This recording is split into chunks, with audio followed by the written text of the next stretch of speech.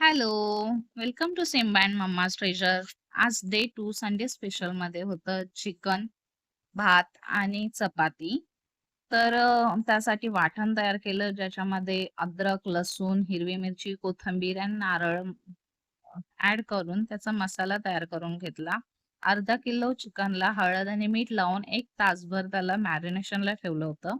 त्यानंतर कुकरमध्ये तेलात जिरं, खडे मसाले, कढीपत्ता आणि कांदा तयार केलेलं वाटण तेल सुटेपर्यंत त्याला शिजवून घेतलं.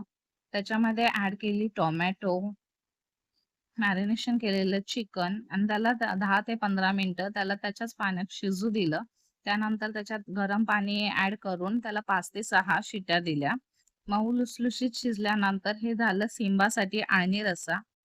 पण नॉन-व्हेज म्हटलं तर सर्वांना झणझणीतच आवडतं. म्हणून बाकी फॅमिली मेंबर्ससाठी मी ह्याला झटपट तिखट फोडणी दिली होती. ते पाहायला विसरू नका पार्ट 2 मध्ये.